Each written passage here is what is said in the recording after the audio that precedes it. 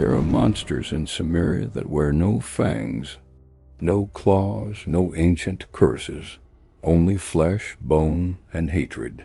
Before kings feared the name of Conan, before armies trembled at his coming, there was one man in the northern mountains whom even the Cimmerians refused to challenge. A giant of flesh and iron, a warrior who fought with his bare hands and left broken men buried beneath the snow. And Conan, still young, still proud, believed he could defeat him. He was wrong. The giant did not kill him. Death would have been mercy. Instead, he shattered Conan's ribs, broke his teeth, and threw him into a forgotten pit deep within the frozen earth, a place without light, without food, without hope, a grave so deep that no man had ever climbed out. For an entire year, the world believed Conan was dead, but something survived in that darkness, something that fed on pain, something that learned to endure hunger, cold, and fear.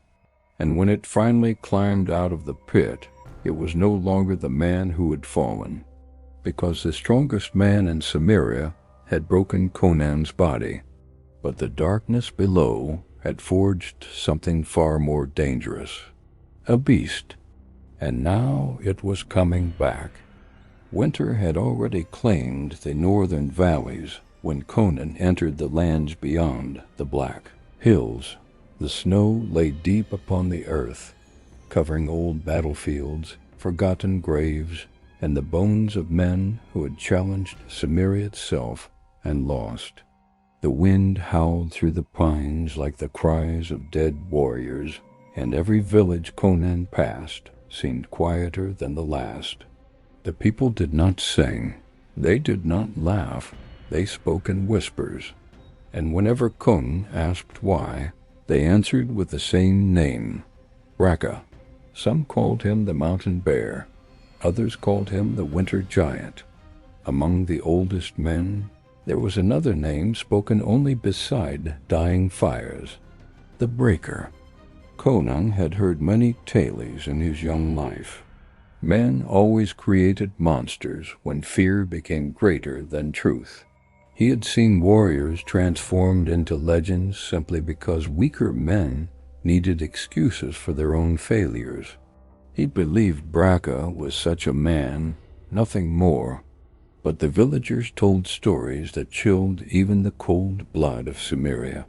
They spoke of a warrior who fought with no sword, a man who carried no shield, a giant who crushed ribs with his hands and left his enemies buried beneath the snow. One hunter told Conan that Bracca had killed 3 raiders in a single night. Another claimed he had torn apart a wolf with his bare arms. A woman whose husband had disappeared simply said, "He does not fight men, he ends them." Conan listened, and he smiled, because youth often mistakes courage for invincibility. At that time, Conan had already become known among several tribes. He had hunted alone, he had fought grown men, he had survived storms that killed stronger warriors. He believed no man in Cimmeria could truly stand above him. So he followed the mountain trails. For 2 days he climbed through snow and stone. The wind grew harsher. The forest grew silent. Even the wolves seemed unwilling to enter those lands. On the 3rd evening he found the camp. No walls, no guards, only a great fire burning beside a circle of standing stones. And beside that fire sat the largest man Conan had ever seen. Bracca. He wore the skin of a cave bear over his shoulders. His beard was filled with frost. His arms looked as thick as tree trunks, marked by countless scars. He did not rise when Conan approached. He simply watched him. The giant's eyes carried no anger, only disappointment, as if he had already measured Conan and found him lacking. Conan stepped closer. "I have heard your name." Bracca remained silent. I came to see if the stories were true. Still silence. The fire cracked between them. Snow drifted from the sky. Finally the giant spoke. His voice sounded like stones grinding together. You are too young, Conan frowned. I came to fight. Braca looked toward the mountains. No. The answer angered Conan more than an insult. No threats, no laughter, no fear. Only refusal. Conan stepped forward. Are you afraid? For the first time, Braca looked directly into his eyes, and what Conan saw there disturbed him. The giant was not angry. He was tired, as if he had buried too many men already. You still have hope in your eyes, Braca said. What does that mean? It means you have never truly suffered. Conan's hand clenched. I have survived Cimmeria. Braca slowly stood. The movement alone seemed to make the air heavier. He was not simply taller, he was enormous. His shoulders broader than any warrior Conan had seen. His scars older than Conan himself. And yet the most frightening thing about him was not his size. It was his calm. I was born in winter, Braca said. I buried my brothers. I buried my father. I buried my sons. I buried my wife. His eyes turned toward the falling snow. Tell me, boy, what has Cimmeria taken from you? Conan had no answer, because the truth was simple. Nothing. Not yet. Braca stepped toward him. If you fight me tonight, you will die. Conan answered immediately. Then I will die standing. The giant closed his eyes, almost with regret. Around them, several hunters had gathered at the edge of the trees. None spoke. None intervened, because every man there knew what Conan did not. Braca was not merely the strongest man in Cimmeria. He was what remained after Cimmeria had broken a man and left only his strength behind. The giant removed the bare skin from his shoulders, dropped it into the snow, and raised his empty hands. No weapons, no armor, only flesh, only scars, only violence. Conan removed his own cloak. The cold bit his skin. His blood burned. The fire crackled between them. One young wolf, one old monster. And beneath the falling snow of Cimmeria, the first battle began.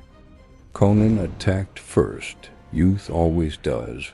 He moved quickly across the snow, his fists striking toward Braca's ribs with all the strength his young body possessed. The giant did not move. The blow landed. Nothing happened. Conan struck again, and again. The sound of flesh echoed in the frozen air. Braca simply stood, like a mountain receiving rain. Then the giant moved. His hand struck Conan's chest. Not a punch, a push. Yet Conan flew backward and crashed into the snow. The hunters remained silent. The fire continued to burn. Conan rose immediately. Humiliation burned hotter than pain. He charged again. This time Braca caught him by the arm.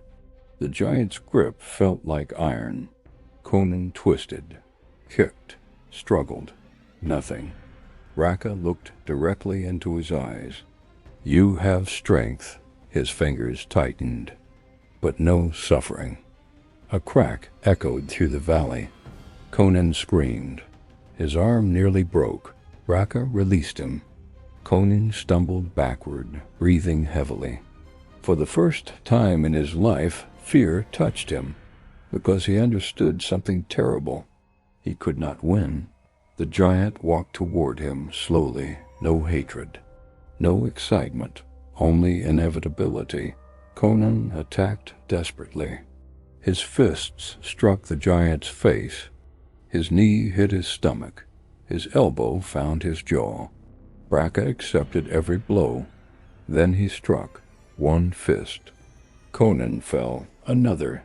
Blood filled his mouth. Another. The world spun. Teeth broke. Ribs cracked. Snow turned red beneath him. Still Conan rose. Again and again. The giant finally spoke. "Why?" Conan spat blood. "Because I refused to crawl." For the first time, Braca showed emotion. Not anger, respect. But respect could not save him.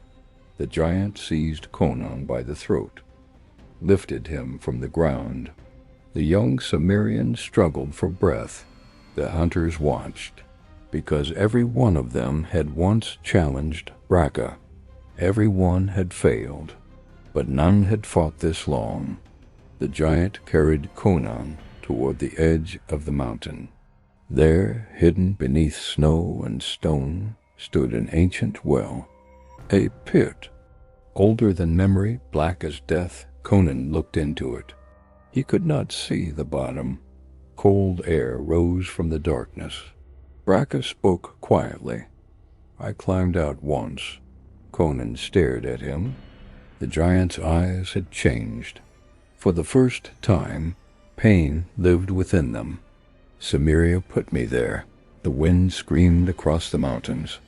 "I became this because I survived." He looked at Conan. "You are not ready." Conan tried to speak. Blood filled his mouth. "I'll kill you," Braca nodded. "Perhaps." Then he threw him. Conan fell. The darkness swallowed him. Stone struck his body. His shoulder shattered against rock. The world disappeared. Silence. Cold. Darkness. Above him, the circle of light grew smaller. The face of Braca looked down. For a moment, only a moment, the giant spoke one final time. "If you climb out, return." Then the light vanished. The pit became black. Conan lay broken upon the stone floor, his ribs crushed, his body bleeding, his breath weak. Above him, snow fell over the opening. The world believed him dead. And in that endless darkness, surrounded by cold stone and absolute silence, Conan finally understood something that every old man in Cimmeria already knew. Strength was not enough. Pride was not enough. Courage was not enough. Because the land that had forged him had finally found a man stronger than he was. And somewhere above, Braca returned to his fire, while below, in the darkness beneath the earth, Conan began the longest year of his life. Conan did not know how many days passed before he opened his eyes. Perhaps it had been 1 day, perhaps 10. In the darkness beneath the earth, time had no meaning. The pain came first. Every breath felt like a knife inside his chest. His shoulder burned. His ribs felt shattered beneath his skin. Blood had dried upon his face, and his body lay upon cold stone that had never felt the warmth of the sun. Above him there was only a small circle of gray light. Far away, impossible to reach. He tried to stand. The pain threw him back to the ground. For a long time he simply breathed. The pit was silent. No voices, no wind, no fire. Only the sound of dripping water somewhere in the darkness. Conan had fought wolves. He had survived winter. He had faced armed men. But nothing had prepared him for silence. Silence was an enemy that could not be struck. Hours passed, perhaps days. Hunger came. Thirst followed. His lips cracked. His stomach twisted. At first he screamed. He called toward the opening. He cursed Braca. He cursed Cimmeria. He cursed Crom himself. No answer came. Only his own voice returning from the darkness. The pit was deep, much deeper than he had imagined. The walls were nearly smooth, ancient stone worn by countless winters. No man could climb them. No man. The thought returned again and again. Braca had climbed out. The giant had spoken those words, which meant one thing.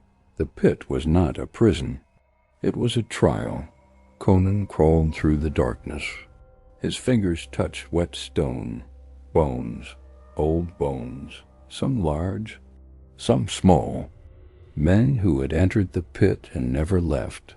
One skeleton still rested against the wall, as if the man had died while attempting to climb.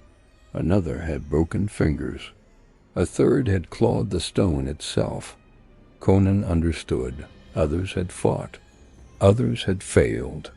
He drank from small pools that gathered beneath the dripping ceiling. He ate insects, small blind creatures, anything that moved. Days became weeks. His wounds slowly closed. His ribs remained painful. His shoulder healed, crooked. His body grew thinner. The darkness changed him. At first he feared it. Then he accepted it. Eventually he began to see within it, not with his eyes, but with instinct. He could hear water, feel changes in the air, sense movement. Rats lived in the lower tunnels. Conan hunted them, at first with stones, later with his hands. Blood no longer disgusted him. Hunger had killed that weakness. Winter came above. Snow covered the opening. The light disappeared entirely. Now there was only blackness, complete, absolute. Conan spoke less. Eventually he stopped speaking entirely. Words belonged to men, and men lived beneath the sun. Down here there was only survival. Sometimes he dreamed. He dreamed of Raka, of the giant's eyes, of his words. You had never truly suffered. Conan hated him. But with each passing month, something else appeared beside hatred. Understanding. Raka had not thrown him into the pit to kill him. He had thrown him there because the pit had once claimed him, too. The giant had survived, and survival had transformed him. One night, while drinking from a pool, Conan saw his reflection. The young warrior was gone. His beard had grown. His face had become thin. His eyes looked older, harder. There was something inside them that had not existed before. He no longer thought about glory. He no longer imagined songs. He no longer dreamed of becoming famous. He wanted only one thing, to climb. Every day he began testing the walls. He fell, again and again. His hands bled. His nails tore. His fingers broke. Still he climbed. The pit taught him patience. The pit taught him pain. The pit taught him failure. Above all, it taught him endurance. Because strength belonged to the body, but endurance belonged to something much deeper. Months passed. The seasons changed. And one morning, as pale sunlight entered the opening above, Conan reached higher than ever before. His fingers found a crack, a place to hold, a place to stand. For the first time in nearly a year, hope returned. But it was not the hope of the young warrior. It was the hope of an animal, a creature that had survived long enough to smell freedom. And somewhere far above, winter was ending, while deep below the earth, something far more dangerous than the young Conan who had entered the pit was slowly being born. The climb took 7 days, 7 days of blood, 7 days of falling, 7 days of broken hands and torn flesh. Conan climbed until his fingers bled. He climbed until his muscles failed. He climbed until he collapsed against the stone. And each time he fell, he climbed again. The pit had taken almost everything from him, but it had left him one thing: refusal. At dawn, beneath a sky he had not seen for nearly a year, Conan finally pulled himself over the edge. The world blinded him. Snow covered the mountains. The wind struck his face. The sun burned his eyes. For a long time he simply lay there, breathing, feeling the cold air, feeling the snow, feeling the sky. The world had continued without him, and yet he had returned. He tried to stand. His legs failed. He had survived the pit, but he was weak. Too weak. His body was little more than bone and scars.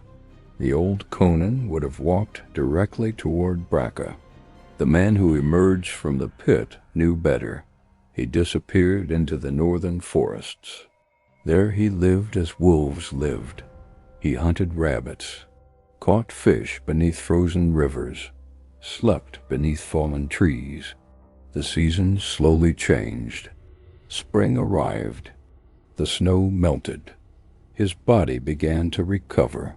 Muscles returned, strength returned, but something inside him remained different. He no longer feared hunger. He no longer feared pain. He no longer feared being alone. One evening he encountered a wounded wolf. The animal growled. Its leg was broken, its ribs visible beneath its fur. Conan saw himself. The wolf attacked. Conan killed it with his hands. And afterward he sat beside the dead animal for a long time, because he understood. The wolf had not attacked because it believed it could win. It attacked because surrender meant death. From that day, Conan wore its skin. The people of the northern villages began speaking of him, a silent hunter, a man wrapped in wolf fur, a figure walking through snowstorms. Some believed him a spirit. Others believed him dead. Children spoke of glowing eyes in the forests, of a beast that hunted wolves. Conan ignored them. He climbed mountains, lifted stones, ran through snow, fought bears, survived storms. He rebuilt himself, not as the young warrior who had challenged Braca, but as something colder, something patient. 1 year passed. The first snow of winter returned, and Conan climbed a hill overlooking Braca's valley. The fire still burned. The giant still lived. Men still came to challenge him. Men still lost. Conan watched from the trees. Braca had aged, only slightly, but enough. For the first time, Conan realized something. The giant had waited, every day, every season. He had waited for the impossible, for the boy from the pit to return. Braca looked toward the forest, toward the darkness between the trees, and though the distance was great, Conan somehow knew. The giant had seen him. No words, no challenge, only understanding. 1 year earlier, a proud young warrior had entered these mountains. Now something else stepped from the shadows, something the pit had made, something winter had hardened. And as snow began falling once more upon Cimmeria, 2 men prepared to meet again, not as boy and giant, not as student and master, but as beasts. And this time, only one of them would leave the mountain alive. The first snow of winter fell quietly over the valley. Small white flakes drifted between the black pines and settled upon the old stones surrounding Braca's camp. The same fires still burned. The same standing stones still watched over the mountain. Time had touched the valley, but it had not changed it. Only the men had changed. Braca sat alone beside the fire. His beard had grown longer. New scars marked his hands. The giant seemed older now, though no weaker. The mountain winds had carved deeper lines into his face, and his eyes carried the weight of another winter survived. Yet every evening he looked toward the northern forest, as if waiting, as if he knew. The hunters who visited him still spoke in low voices. Some came seeking glory, Others came seeking proof that the strongest man in Cimmeria still lived. None defeated him.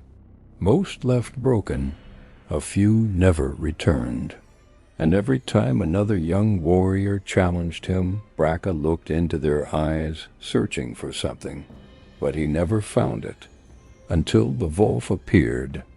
The first hunter to see him believed he had seen a spirit, a tall figure wrapped in gray fur, bare arms covered in scars, long black hair moving in the wind, eyes colder than winter itself. The hunter fled to the camp. "There's a beast in the forest." Braca said nothing. Another man claimed he had seen the figure kill a wolf with his hands. Another said the stranger walked barefoot through the snow. Another swore he had found the tracks. Human, yet not entirely. Braca stood. For the first time in many months, something moved behind his eyes. Not fear, not excitement. Recognition. That evening, as darkness fell over the valley, the figure finally emerged. Conan walked slowly through the snow.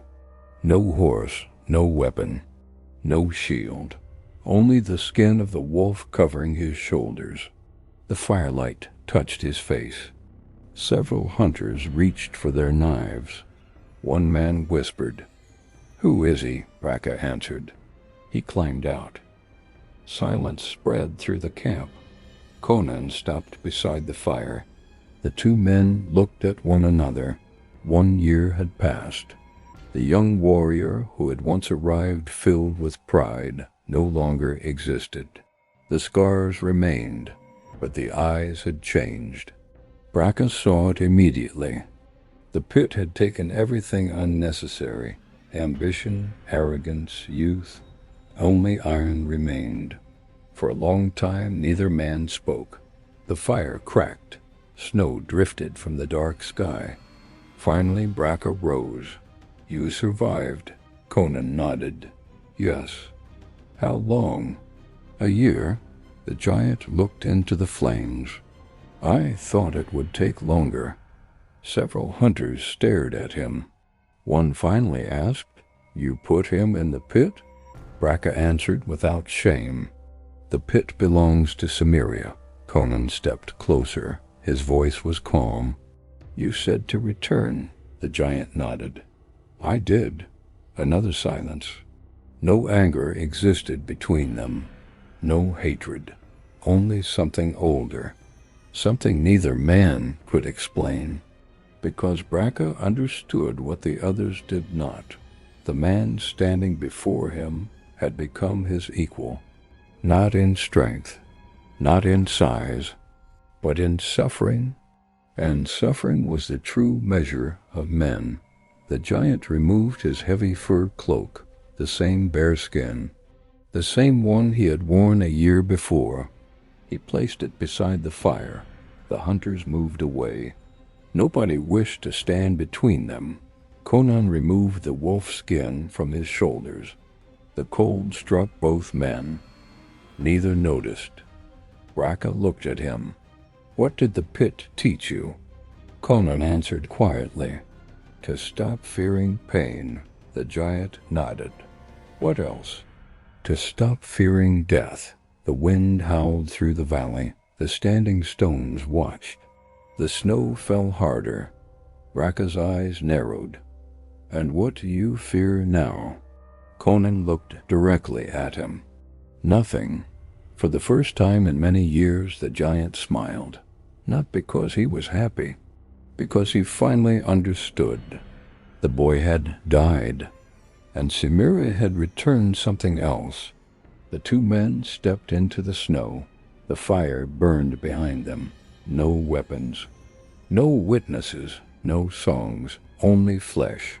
Only scars. Only two beasts beneath the winter sky. And all of Cimmeria seemed to hold its breath. The first strike belonged to Braca. His fist crashed against Conan's shoulder like a falling stone. 1 year earlier the blow would have thrown him into the snow. This time Conan did not move. The hunters saw it. The giant saw it. Conan simply stood. Raka struck again. His fist found Conan's ribs. The sound echoed through the valley. Still Conan remained standing, because the pit had taught him something no man above the earth understood. Pain passes. Endurance remains. Conan attacked, not with the speed of youth, not with anger. He moved like a wolf, patient, precise. He struck the giant's ribs, his throat, his knee, then stepped away. Raka smiled. Now the true fight had begun. The giant charged. The snow exploded beneath his feet. His arms wrapped around Conan. The same hold, the same crushing strength. 1 year before, it had ended the fight. This time Conan bit him. His teeth tore flesh from the giant's shoulder. Several hunters gasped. Raka released him. Blood ran down his arm. The giant laughed, not from mockery, from respect. "You became an animal." Conan's voice was cold. "No." He wiped blood from his mouth. "I became Cimmerian." The battle continued. Fists, elbows, knees. Blood painted the snow. Raka struck Conan's face. Conan answered with his forehead, bone shattered. Both men fell. Both rose. Again and again.